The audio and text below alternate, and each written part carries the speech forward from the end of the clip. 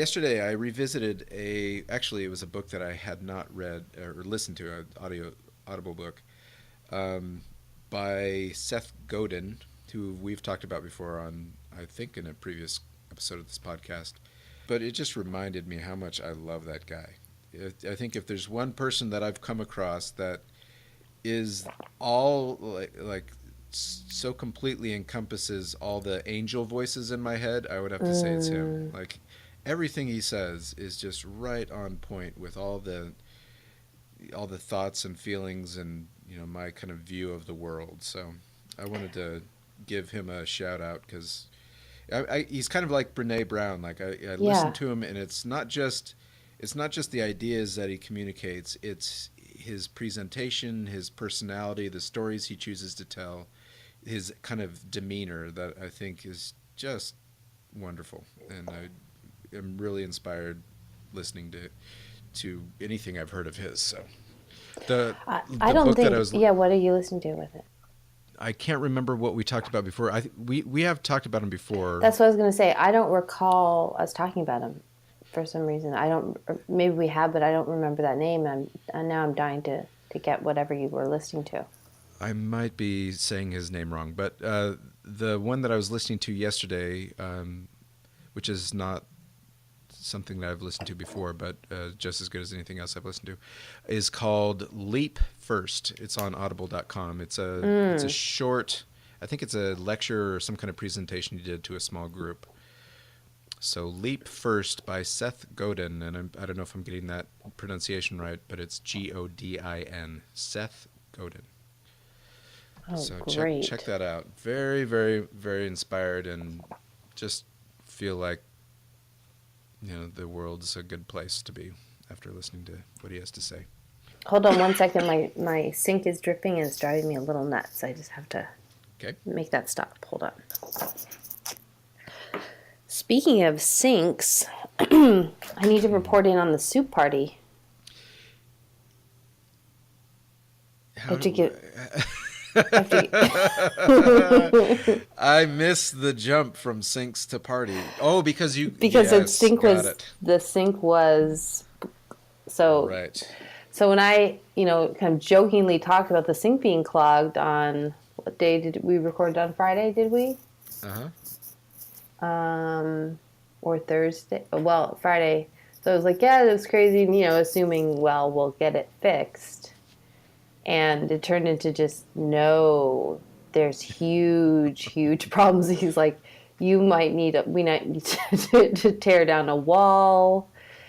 What? What exactly? And so was in, I just made my plan of cleaning and organizing and like timed it down to, like hour by hour what I need to do because my friend Jesse was arriving from Chicago, and and to get the dogs to the borders. And anyway, he stayed for hours and he couldn't fix it, and so I one time I'm having people over for a soup party.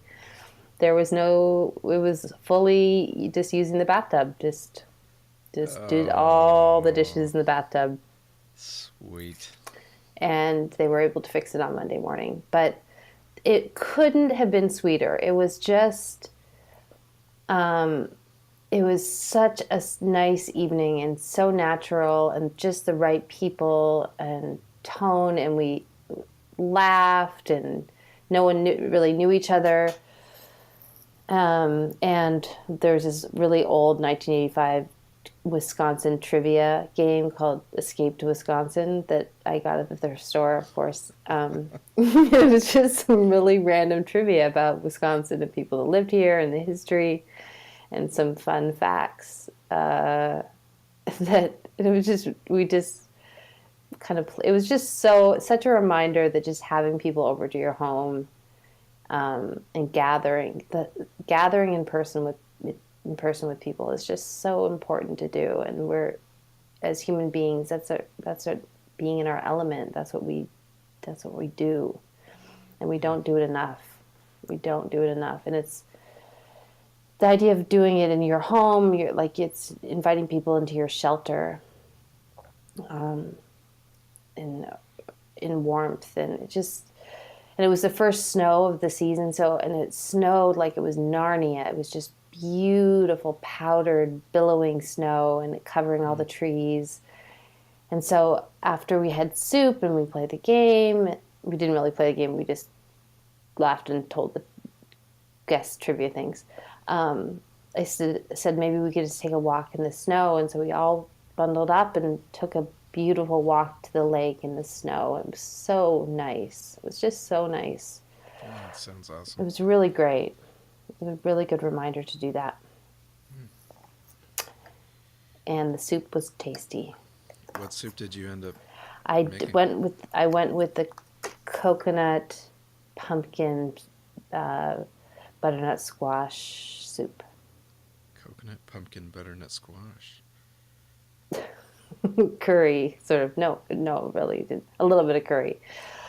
It was tasty. Jessie kind of helped. I didn't have enough time to flavor it to being on point. So she did.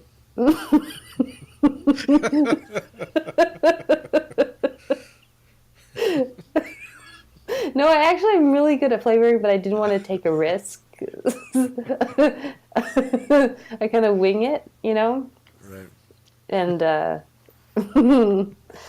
so I'm gonna have these more often. I really am. So That sounds perfect. And it was perfect. It was totally what a perfect. great thing. What a great thing for. It sounds so cozy. The soup and the snow and the. Yeah. Super cozy. Super cozy. We're all about So being cozy in my house. yes. Oh, Awesome. it's so chilly here now, so it's really cozy weather. I'm honing in on the final shipping. I have wound down the Etsy shop as far as selling original pieces, and so I'm deep into about 56 orders I'm shipping. I've got 15 or 16 here ready to go, and I've got 15 or 16 more to do today, and it's So those 15 or 16 orders, is the process still to get a zip car and make a run to the post office, or how does that work? oh, it's luckily the invention of being able to schedule pickups at your house. The post office is incredible. Oh, So nice. you schedule it the night before. So I told them I've got 16 packages ready to go today, and so they're coming for free. It's a free service at the regular mail time to get them all. I'm really grateful for Perfect. that. That's awesome. Mm-hmm. Yeah. And then a little update on my passport. I was really determined to renew my passport and went through the whole thing, got it all done, certified, got it to my sister to be the guarantor, to write on the back of the photo, proving this is true likeness of me, blah, blah, blah. Sent it, waited a month, got it back, and they didn't approve the photo because the ink smeared and you couldn't even read her signature on the backs of the photos. So, yeah. So, got to redo the whole passport application and go and take the pictures again and certify, letter it, just do it all again. Do it all over So you again. got to get new pictures. This isn't something that you're able to Yep. just print out again, and no. I went to try to print out the application again, and it's all safety wise, I guess, because it's such important documents you can't reprint out. Makes sense. So, Oh, but it's a, so- yeah. I just need to do it. I just need to do it, and I leave for California on Tuesday, and so I was saying to myself, just the sooner you take care of everything, the sooner you don't have to be stressing about it. That's all it is. Isn't it amazing? Just do it. procrastination, man. Or you just talk yourself into thinking, well, there's a better time to be doing that than right now. It makes more sense. It to makes more sense to do it tomorrow. do. Yeah. So Tell Go ahead. tell everybody why you're coming to California. Oh yeah, so I'm coming to California. It's going to be a kind of shock to the system. I haven't left Madison since I moved here. Um, I am coming for a special 70th birthday party for my dad in Santa Barbara on the 17th, and I have 2 days before I head up to Santa Barbara to. I'm going to have a trunk show in Pasadena at Krista Peitzman's and Tom Peitzman's house on Orange Grove. They are a fantastic couple who I did a big commission for them last year that people may have seen posted before. And it's kind of stripes at the top. It's a large piece on wood with kind of photographic dark green imagery of their children at the bottom. And just was one of those. The whole project went really well. I was really happy with it. They're really happy with it. And they have this fantastic new space that they designed and had made in their home. Their home is the new space, and so I've never been. And we're going to do a kind of little gathering there on the 14th from 4:30 to 7:30, and you can message me to find out the details.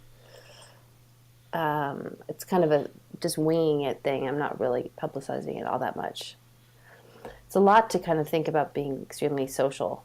Is that so? That's something that you're kind of putting the word out for anybody that's interested can get in contact with you and ask for more information?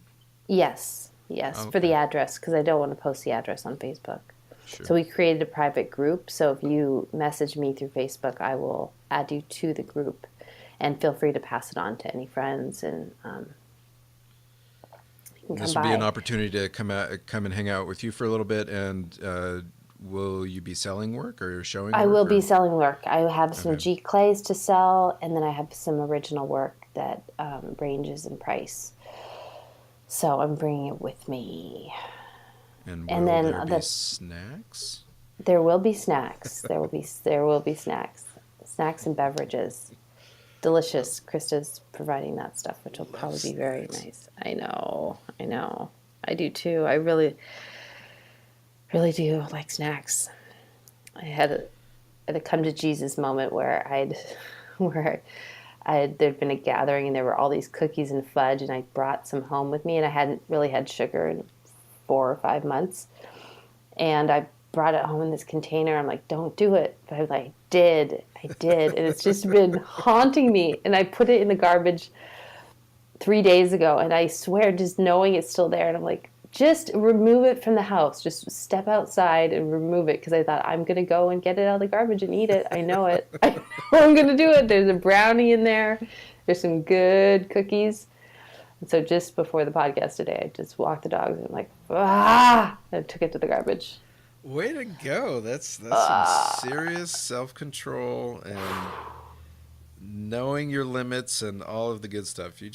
That's awesome. it's Well done. hard, but once you start having a bit of sugar, made me feel so tweaky and kind of like it doesn't feel good in your system, but man, it sure makes you want to have more. Yes. I was thinking about that yesterday, just how many opportunities throughout the day I have to eat sugar. It's like, especially in this season where people are, Yeah. whatever, leaving cookies on the doorstep or whatever. So we had, and my wife is the manager of the building, so inevitably we get, Oh, you must tenants get that, stuff. yeah, Yeah. just like we had this a couple from Russia that dropped off these Russian chocolates, and you're thinking, Oh. well, they're Russian chocolates. This This is like a cultural. like, is important. I need to experience the world. This is. It would be That's irresponsible of me not to try. that's so hilarious. That's so true. And then she had Laura watched somebody's cats while they were away, and she made Hmm. us a plate full of fudge cookies, caramel, like all this stuff. And Oh, Laura's gluten intolerant, and she's also trying not to eat sugar because she just recognizes that it doesn't make her feel good. yeah. So there's this whole plate of stuff just sitting there, Oh. and I feel that it would be, I don't want to be an ingrate. I want to show my gratitude, and I want, next time we see her, we want to be able to say, "Oh, thank you so much for the cookies. They were fantastic." So, I just I gotta fill that role when Yeah. it's something. It's the right thing to do. It's the right thing to Oh. do. So there are things like that all throughout yesterday, and then we still have some Halloween candy on top of the Oh refrigerator. God. So Yes. I swear, like over the course of the day yesterday, I must have had at least 5 or 6 treat eating opportunities, which I did not turn down any one of them. I did not fight the good Oh. fight. Anyway, Ah. so I have much respect for your ability to throw them away and then to take them out of the house. Yeah. Yeah. We should mention there are going to be shirts coming. Julia is working on the designs for them. I am very choosy about my wearing t-shirts. They have to be kind of a thin cotton. They can't be too like crew neck. And we found like really wonderful, high quality, fantastic t-shirts. And we're going to have them on the website. They should be up by next week for sure. And I've done t-shirts and underwear, really cute underwear, I have to say, years ago that were a big hit. So we will have more things, but this is for Room in the Trees. We've got some really great stuff. So I'm excited. And in the spirit of make what you most need to find, this is the shirt that I personally want to find, and hopefully you do too, Trent. Totally looking forward to the T-shirt. I'm really excited about the design. I think it's really cool. And it plays on the idea of room in the trees. So it's like I wrote out build, and it's like, so build room in the trees. Find is a key word. Find, and then room in the trees, and then make. Yeah, right. Make. And yeah, build a fort. Are we going to do the build a We fort? build one? a fort. Yep, build a fort. So it's cool. I like it. That is cool. Thank you, Julia. Yes. Thanks, Julia. So we've always talked about wanting to do a kind of quote episode. And I put out a little thing on Facebook yesterday, and we got over 150 fantastic quotes. Yes. So I said, what's your sort of go-to quote that maybe you have up on your wall in your studio that you turn to over the years or this year or just today as kind of the quote that gets you through, that kind of lifts you up and carries you on? And I really loved what people shared. Mm-hmm. And originally I thought I'd just pick one to talk about, but I really like maybe that we could just share some today, and we can share more. Sure. So I thought I got through all of them yesterday, and then you sent me a list today, and so there are some that I don't even think that I've gotten to. Yeah. But I am going to post all of these. Is that an okay thing to do? I'm going to post these to the website. So if you want to see all the quotes that people submitted, go to roominthetrees.com, and the show notes for this episode will have all the quotes.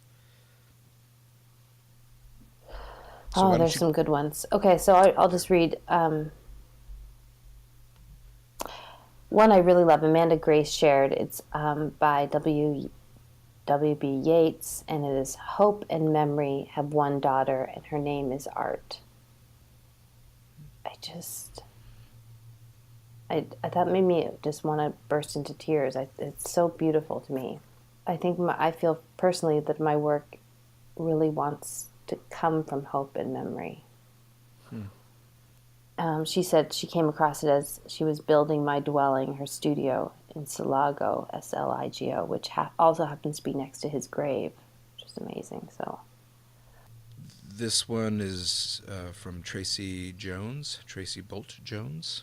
It's a Henry Ford quote: "Whether you think you can or you think you can't, you're right." Mm. I like that. I loved Rama Hughes, great friend from Los Angeles. I was trying to scroll through and try to find exactly what it was, but I think it was, "Don't be the best, be the only." Oh, Hmm. yes, that's good. Sarah Dubow. "If I am not for myself, who will be for me? If I am only for myself, what am I? If not now, when?" And that is by a quote from Hillel the Elder. Amy Carine shared this Clarissa Piccoli Estes quote: "When we accept our own wild beauty, it is put into perspective, and we are no longer poignantly aware of it anymore. But neither would we forsake it or disclaim it either. Does a wolf know how beautiful she is when she sleeps? Does a feline know what beautiful shape she makes when she sits? Is a bird awed by the sound it hears when it snaps open its wings? Learning from them, we just act our own true way and do not draw back or hide our natural beauty. Like the creatures, we just are, and it is right." Another one I love is Margaret Moore shared: "Keep walking, though there's no place to get to. Don't try to see through the distances. That's not for human beings. Move within, but don't move the way fear makes you move. Today, like every other day, we wake up empty and frightened. Don't open the door to the study and begin reading.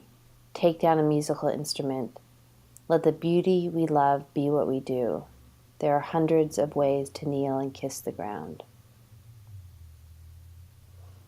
Hmm.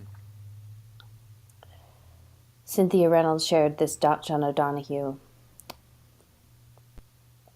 "At any time, you can ask yourself, at which threshold am I now standing? At this time in my life, what am I leaving? Where am I about to enter? What is preventing me from crossing my next threshold? What gift would enable me to do it?" What struck me about this is that first line, that at any time you can ask yourself this, and the suggestion Yeah. that we're constantly, every moment, we're presented with options, with pathways forward, with opportunities to start something new, and reflect on where we're coming from.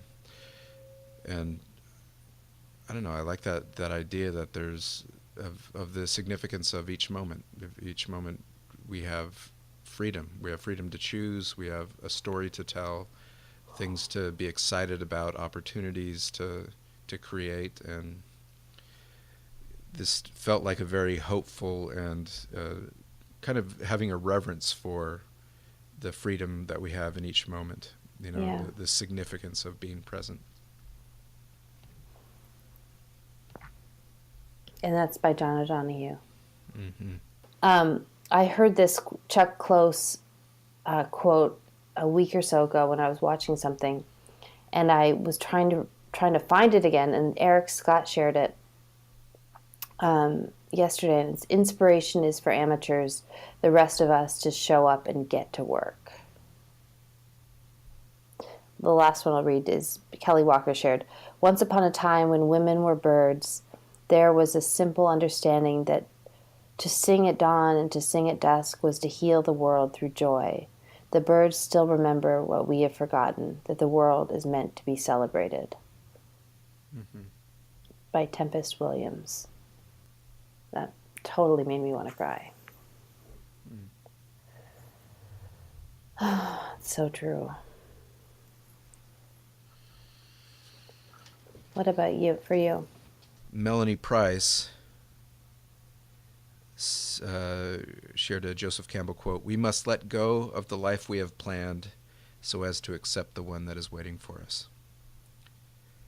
That is I think, a very powerful idea, and one that is a struggle, I think. Mm. A constant struggle. And I think it's important to have plans. It's important to have ambitions. It's important to have a vision for your life and where you're headed. But I think this is something that we talk a lot about is also creating space, creating room. And this is something Seth Godin talks about as well, is being able to simultaneously live with um, that vision for the future, that plan of what you're doing and trying to accomplish, but also living with change, with the fact that we're constantly in flux, and being able to just have room for both of those ideas to exist, to be able to follow, adapt, let life guide you where it needs to, allow it to have its own, its own path, its own story, while we are also trying to kind of guide it with our feelings and intuition and vision of the future. Yeah. It's like softening, standing tall and strong, but softening to sort of be like a tree and move with the wind of the wind of change. You can quote me on that one. I think that is a fantastic analogy and a very good image. That's well said. Well said. And there's a fantastic Scorpions song. Do you know the one I'm talking about? Yes, I do. Oh my God. Which just entered my mind when you were saying that. We have to find that. Oh, that's hilarious. I feel like I have a visceral memory of listening to that in high school. Oh my gosh. And I remember in growing up, when I was, one of my first sort of journal type things I had was I was going to Camp Tanamacoon in Canada, summer camp, and people made these things called everything books, and it was just like a diary book like you'd get at a little store. It's like a 5x9, 7x9 little book, hardcover book, and you just fill it with your favorite quotes. And I really got into it. And kind of a cool full circle thing was yesterday in the quotes there was Martha Copestake she was at camp with me, and I mean that was so long ago, and she lives in Canada, and she quoted something, and it just made me think of that, and that was when I think of her. I mean, haven't seen her in years and years, but that was anyway, it's not that interesting to know about, but never mind. Well, you reminded me. Can I tell you a little story? Yeah. Well, so a little while back, Liv made a drawing, and just recently she's gotten really self-critical, and I don't know. I hope it's not something that we did or whatever, but she gets really, really intense about not doing things correctly. So she made a drawing that was kind of scribbly, and she just broke down into tears saying that it was horrible and she didn't do it right, and it just broke my heart. And my wife had said that it was scribble scrabble, like what Liv had just done. And I think that's what triggered her. And Laura wasn't meaning to say that was bad. She was just kind of using a word to describe what Liv had just done. That was scribble scrabble. Anyway, so I said, I was talking to Liv and saying how I love scribble scrabble, and there are lots of artists that do scribble scrabble. I showed her a book of Cy Twombly drawings. Oh yeah. Anyway, so she does drawings on the way to school in the morning. She's got a little journal that we keep in the car for her to do drawings, because she was wanted to use my sketchbook, and she was filling up my sketchbook. So I got her own to avoid her going through my sketchbook. But she's been doing, for the past 3 or 4 days, she's been filling 1 page a day with this scribble drawing, and then she makes a little loop, and inside the loop she puts a monster. And she's got five little monsters now in this book that I'll have to share with you. Anyway, so on the way to school, she's been doing these little scribble monster drawings. I think Scribble Scrabble. My dad always said Scribble Scrabble. To this day, he still calls my work Scribble Scrabble. Is that So, right? I had never heard that term before. oh, it's a big one That with my moment. dad. Yeah. It's like you Where does it just, come from? I I didn't. don't know. I actually hadn't heard it except for my dad saying it. So I was surprised to hear. I wonder how Laura, it was such a thing my dad always said. I didn't, I That's don't know the interesting. origin story of Scribble Scrabble, but I'm certainly going to look it up. Yeah. Okay, another quote that kind of tickled me and felt appropriate. Corrine Stubson shared a quote by Roy Schneider from Jaws, who said, "We're gonna need a bigger boat." True that.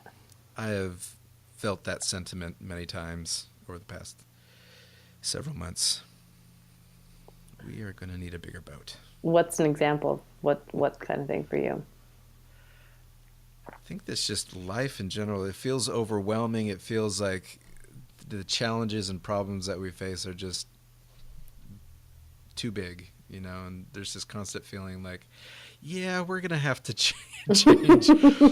change our approach a little bit. We gotta build things up. We gotta strengthen the. I don't know, like my solutions feel inadequate a lot. So I'm purposely being very vague. I don't know if I want to be too Yeah, specific in my yeah. examples, but it's just that feeling like, oh dear, that's a little bit bigger a shark than I was expecting. Oh, I know. And then another one that's kind of simple and to the point, which I enjoyed, was shared by Julie Herman. It's a Winston Churchill quote.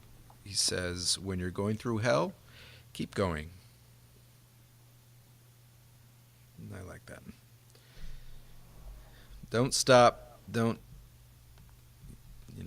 dwell in dark places. Yeah.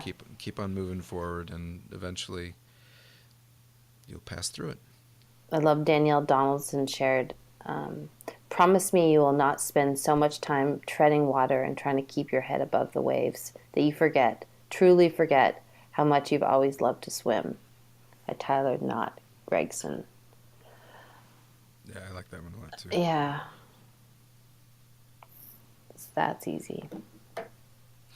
That has a lot to do with stuff that we've talked about in the last several months of just Yeah. like making artwork and trying to sell artwork. It's easy to get caught up in the stress of that, of just making money and making artwork to sell, and or trying to figure out how to sell artwork. That I can see that it would be easy just to forget that you actually just love making artwork.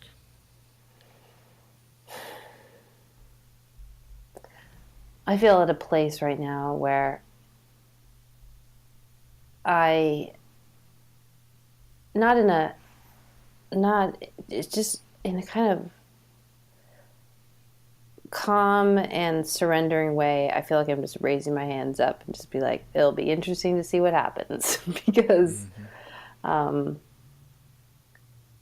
know, I feel like I'm giving my all right now to my life. Mm-hmm. Um, but I don't exactly know what I'm doing. That's how I feel. I don't feel like, and I feel okay with that. I guess in the Right. bigger picture, I feel really, I think again, a little bit like you're saying, it's like getting your core strength strong Mm-hmm. prepares you for what I don't think I've put that first in my life before, to put the core of me to strengthen that physically and mentally. Mm-hmm. Um, I think there's a lot of peace to be had when you take the moment to acknowledge and recognize that you're doing everything you can. I don't know. This isn't something for the podcast, maybe, but I feel like I start to feel like I'm not a very good dad, or I'm not a very good husband, or I'm not in all these different relationships that I have. And then, something that I've learned over the course of, the past 8 years as I've been married and had kids, I need to stop every once in a while and realize that I'm giving everything I've got, and Yeah. yes, I could, there are people that are better than me at doing stuff, and I could always improve, but there's a certain amount of security and calm that comes from realizing that you're hitting it as hard as you can, and accepting that, sitting with that, owning that, and not being anxious that you're not perfect, that you're not somebody else. It's like, I don't know, there's a self-acceptance that is not defeatist, it's not giving up, it's just accepting that this is you and you're complete and you're doing all that you know how to do. And it's using that energy versus the energy of anxiety that just it's adrenaline, it's adrenaline, and you can use it either way. Like I really see how anxiety can I can use up all my energy to do that. I could be doing other things moving forward if I'm anxious and worried or comparing, or it's hard.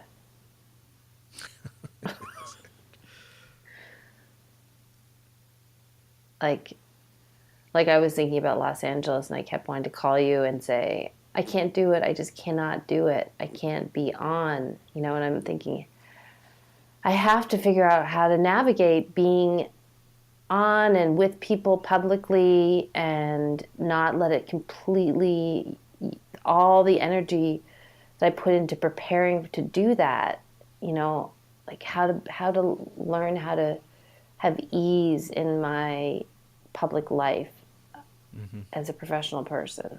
This is a unique problem of our time, I think, or at least something that's really exaggerated in our time, and that is when things are so accessible and so possible, we're so empowered to do so many things that just because we can do something, we feel like we ought to do it. So Right. like just because we can send out put a post on Facebook saying that we're going to be here at this time, like why not let 200 people show up, or extend the invitation for everybody to show up, and we're going to, because we have the ability to record, we're going to make a video and audio, we're going to post it. Like there's so many things that are available to us that are really, relatively easy to do, Right. that there's this sense that we need to do everything. So the Right. challenge is that to acknowledge that we can't do everything. Like we have limits, and that it's not a bad thing to say, all I've got mental and emotional energy for is to sit in the park with 5 people. That, Right. Right. and that doesn't mean you're weak. It doesn't mean you're not doing a good job at being a businesswoman, or promoting your brand, or whatever it is. It just means you're a human being, and you need to set limitations to suit yourself, and not to fit everybody else's expectations of what's right. And I think that's such a hard thing to do. It is. It is. And because it really comes I feel like it's an exercise, like it's a muscle you have to work on. Like I feel that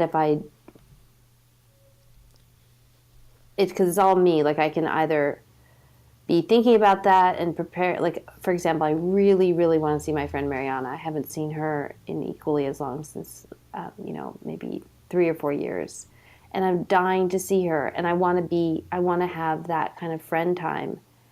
So to juggling back to back things where, say, I'm seeing her before the trunk show. Like, I don't want to be sitting with her stressing about the trunk show. I want to be really enjoying and eating fish tacos with her in Silver Lake and completely just laughing and talking about whatever.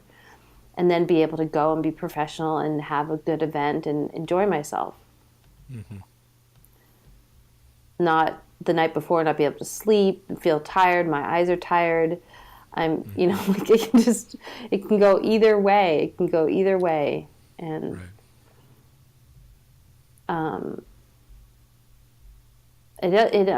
Honestly is a little bit about the environmental part of. I mean, Los Angeles is a huge city, and it is really different than Madison. And I purposely live here because it's not Los Angeles. So what I would like to do is to stay in my. I've never even been to my mom's new place, and I just want to sort of just stay there and snuggle in and with her, and then see you and see Mariana and call it, and then go to my dad's thing, because even that huge event's a big deal. Like that's a big party, and I've roles I'm playing there, and I haven't seen my nieces in 3 years, and so I guess I'm just talking this out. Like I in our life, we do have to pause and go, what's the most important thing here?